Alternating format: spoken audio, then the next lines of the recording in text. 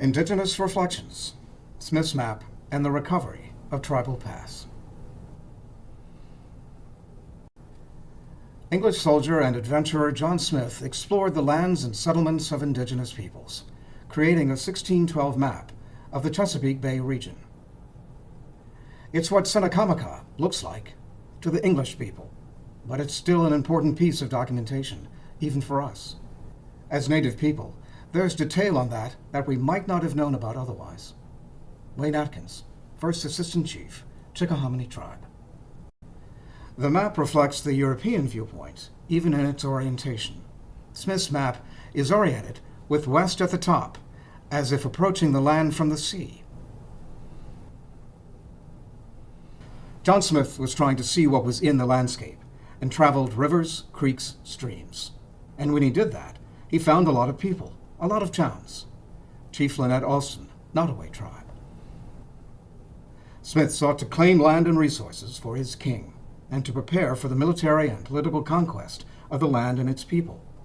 Smith and his men spent many months gathering intelligence. All the settlements are there on the map, but then it's like the people really didn't matter.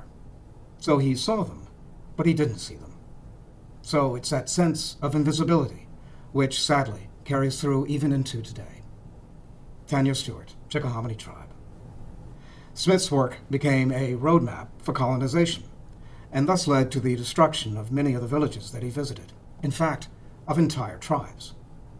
Our culture was trashed by the invaders, our language was set aside, and summarily, as an act of the legislature, we were driven off our lands in 1646. Chief Stephen Atkins, Chickahominy Tribe. Yet, it also testifies to their existence. The John Smith map is pretty amazing to me. It provides a lot of documentation on tribes that are no longer here, and I think that's an important part of what it gives to us. Wayne Atkins, First Assistant Chief, Chickahominy Tribe. While fully understanding Smith's intent as a colonizer, tribal members also see it as the earliest documentation of a thriving culture. He found a lot of people, a lot of towns. There was a society here. There were people who were interconnected. There were people who knew how to do sustainable farming. There was trade. There was barter.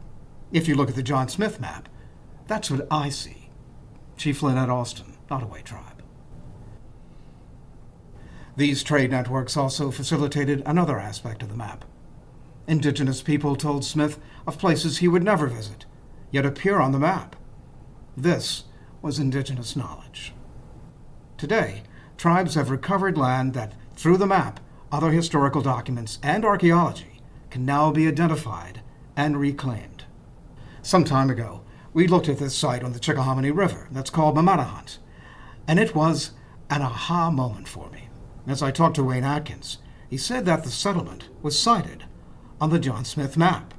So to come back and reclaim Mamadahunt is just a signal event in the history of our people.